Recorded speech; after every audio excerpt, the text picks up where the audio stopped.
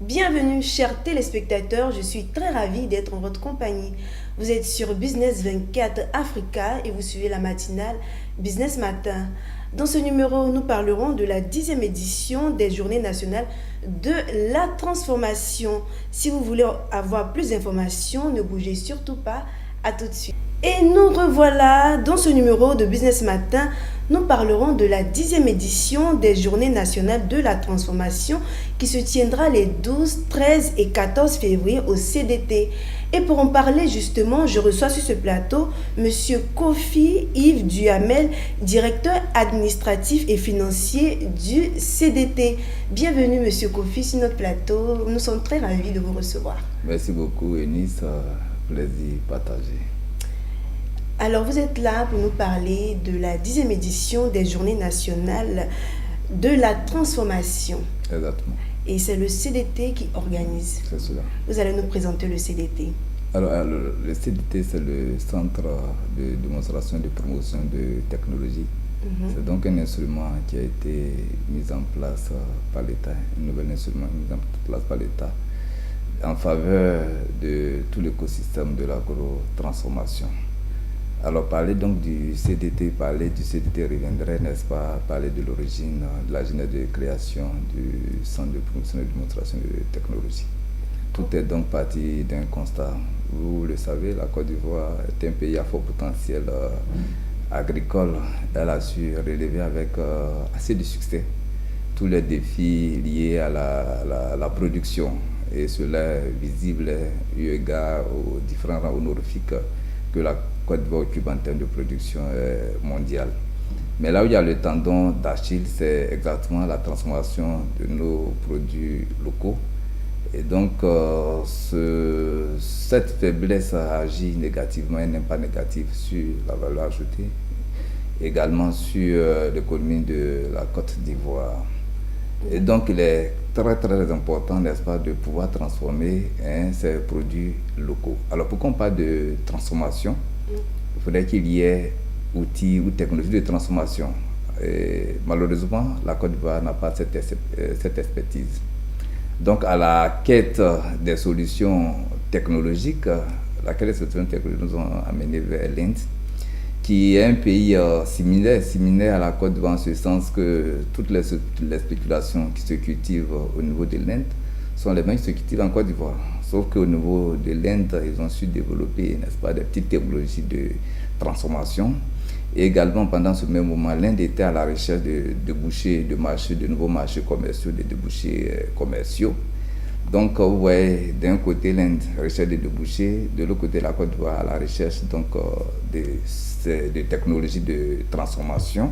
Et donc, les deux États se sont donc unis pour créer le centre de promotion et de démonstration de technologie. Pour donc se résumer, c'est donc une coopération bilatérale en deux États, l'État de Côte d'Ivoire et puis l'État de l'Inde. Alors, la date de création, c'était depuis 2007, mais les activités ont effectivement démarré en 2010.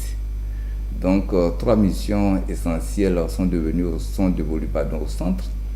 La première mission, c'est une mission de renforcement, n'est-ce pas, du tissu industriel de la Côte d'Ivoire par le transfert des technologies déjà éprouvées. La deuxième mission, c'est donc de susciter et de stimuler la création des PME dans le secteur de l'agrotransformation. Et une dernière des missions, c'est une mission de promotion, de promouvoir, n'est-ce pas, les résultats issus de nos centres de recherche qui ne sont pas suffisamment promus. Donc, en analyse, n'est-ce pas, de ces trois missions du CDT, on peut résumer sous deux problématiques. Donc, la problématique, n'est-ce pas, de l'emploi, donc création d'emplois dans le secteur de l'agrotransformation. Et l'autre problématique, c'est la problématique de la transformation des produits locaux. Donc, en somme, voilà ce que c'est le centre de promotion et de démonstration de technologie. Il est bien aussi de préciser que c'est une structure qui est sous tutelle du ministère du Commerce, de l'Industrie et de l'Artisanat. Alors, M. Kofi, pour cette 10e édition, vous avez bien un thème.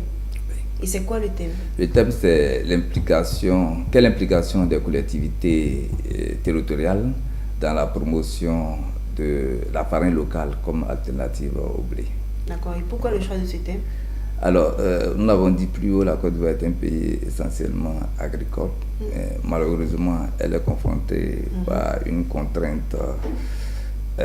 La contrainte en ce sens que malgré la diversité de ces produits-là, la Côte d'Ivoire reste tributaire d'un certain nombre de produits alimentaires de base, notamment le blé. Ce blé ne se cultive pas au niveau de la Côte d'Ivoire compte tenu certainement des contraintes agro-climatiques. Et malheureusement, ce blé est rentré dans d'autres habitudes alimentaires.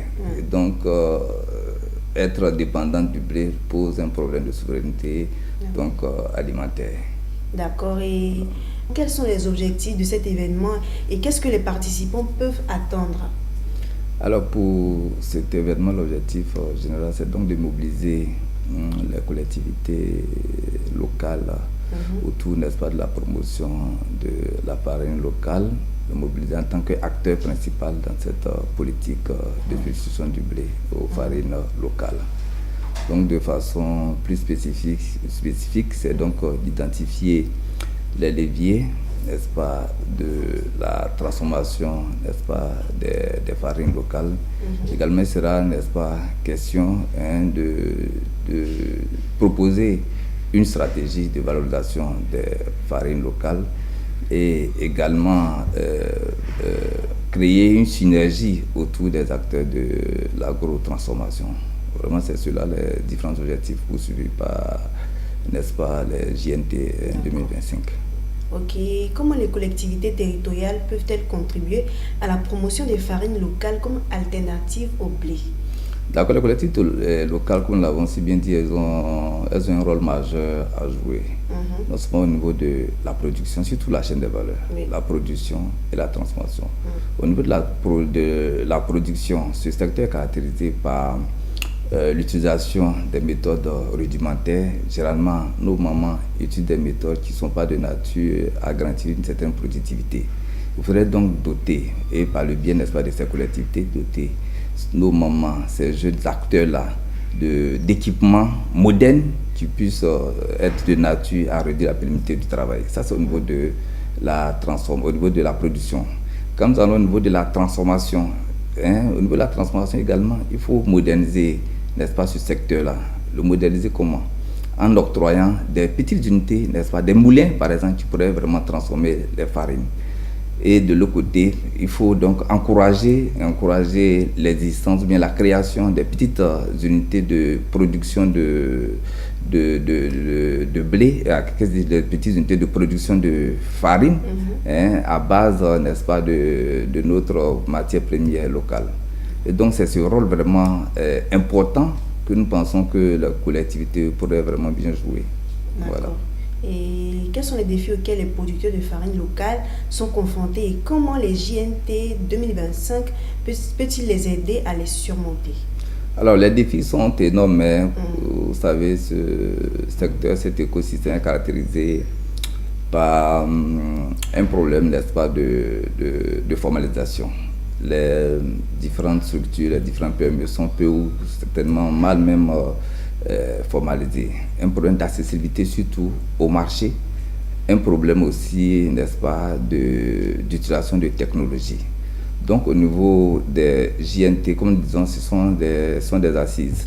Il y aura donc des partenaires financiers qui seront là au cours, n'est-ce pas, de ces journées de la transformation, qui vont venir communiquer sur des outils qui sont, n'est-ce pas, adaptés, des nouveaux outils de financement adaptés à ce secteur d'activité. Donc nous créons, n'est-ce pas, déjà ce lien entre ces acteurs-là et puis les établissements financiers. Parce que ce problème au niveau, c'est un problème assez crucial, le problème de financement, n'est-ce pas, de la filière agricole. Donc nous osons donc espérer qu'à l'issue, n'est-ce pas, des JNT, certaines de nos coopératives, certaines de nos braves femmes pourraient donc avoir donc des lignes de crédit qui sont donc adaptées à leurs différentes activités. Monsieur Kofi, on va plus s'intéresser aux activités qu'il y aura pendant cette journée-là. Quelles sont les activités que vous allez faire pendant cette journée? D'accord. À l'affiche, il y aura dans un premier temps la cérémonie inaugurale et ensuite il y aura des expositions et puis également des démonstrations sur le site. Alors, nous avons avec nos compagnies l'association des boulangers et des pâtissiers de Côte d'Ivoire qui vont venir produire le pain. Le pain pas à base de blé, mais à base de nos farines locales. Et donc, il y aura donc une séance donc, de dégustation. Et à l'issue de cela, on va organiser un concours qui va, n'est-ce pas, récompenser la meilleure agro-transformatrice et puis un concours, n'est-ce pas, qui récompensera le meilleur équipementier local. Donc, en somme, voici les différentes activités qui seront menées au cours. C'est pour la première journée. C'est pour, en fait, c'est de façon générale les 3 journées. Donc, la première journée, donc, la cérémonie inaugurale. La deuxième journée, il y aura donc des stands, des panels, et puis ensuite le concours qui va recommencer la meilleure agro-transformatrice, le meilleur agro. D'accord. Voilà. Et comment les participants peuvent-ils s'inscrire et participer à l'événement? Alors, on a nos plateformes digitales via Facebook, là où nous avons donc à cet effet conçu un lien pour les inscriptions. Mais je pense que dans quelques heures, les inscriptions seront vraiment bouclées. Eu égard, n'est-ce pas, nos capacités d'accueil, nous sommes vraiment débordés. Peut-être que c'est les quelques retardataires que nous devrons peut-être prendre. Donc, il est bon d'aller visiter nos sites internet ou nos pages Facebook, où nous avons donc conçu un lien, n'est-ce pas, pour les différentes inscriptions. D'accord. Et revenons sur les dates et lieux contact de l'événement. Alors, donc, c'est les 12, 13 et 14 février 2026. C'est donc à Makori. Makori, à nos sièges, qui est ici, en face de la résidence Philippe Yassé. D'accord. Et pour cet événement, est-ce que vous bénéficiez d'accompagnement? Nous bénéficions d'accompagnement. On a le soutien de la tutelle, donc le soutien de la tutelle avec un certain nombre de partenaires. Voilà. D'accord. Vous ne voulez pas les citer, hein? Non, je ne voudrais pas vraiment faire de frustré. Donc, voilà. D'accord, c'est pas bien grave. Voilà. Alors, Monsieur Kofi, nous sommes déjà à la fin de notre émission. Est-ce que vous avez un message ou un appel à lancer? Alors, donc, je terminerai comme je l'avais commencé. C'est donc des mots vraiment de remerciement au nom donc du président du conseil d'administration, M. Yola Sinda. Au nom également de monsieur le directeur général, monsieur Mété Adaman Bassessé, je tiens à exprimer toute nos gratitudes, toute nos reconnaissances au patron de cette cérémonie, le président Akaoulé, le président du CESEC, nonobstant son calendrier est vraiment chargé, nonobstant les différents reports des journées nationales de la transformation. Il a voulu rehausser de sa présence au cours, n'est-ce pas, de ces journées-là. C'est donc un honneur qui nous est fait. C'est la dénote de l'intérêt et de l'importance qu'il accorde aux activités du centre. Et en cela, il était bon que nous lui adressions également nos remerciements. Également remerciements à notre tutelle, à monsieur le ministre qui vient d'arriver, qui vient prendre les rênes, n'est-ce pas, de ce nouveau département. C'est donc un honneur qui nous fait, en tant que la première structure sous-tutelle à être visitée, durant, n'est-ce pas, depuis sa nomination en tant que ministre du Commerce et de l'Industrie. Et ça également, il était bon aussi de le souligner. L'appel, je lance en direction de tous les acteurs de l'écosystème de l'agro-transformation, à tous ceux qui ont des projets dans le domaine de l'agro-transformation. Un seul lieu, le centre de démonstration de promotion de technologie, une date, 12, 13, 14 février 2026. Nous y attendons. Venez découvrir les potentialités du CDT, venez découvrir vraiment les opportunités du monde agricole. C'est sur ces mots-là que je voudrais vraiment clore mon intervention, tout en aussi remerciant Eunice pour sa gentillesse. Merci à vous, Monsieur Kofi, d'être passé sur notre plateau. Merci. On se dit à la prochaine. À la prochaine. C'est ici que s'arrête notre émission. Nous étions en compagnie de Monsieur Kofi Yves Duhamel, directeur administratif financier du CDT. Merci, chers téléspectateurs, de nous avoir suivis. On se dit à la prochaine pour un nouveau numéro de Business Matin. Bye bye.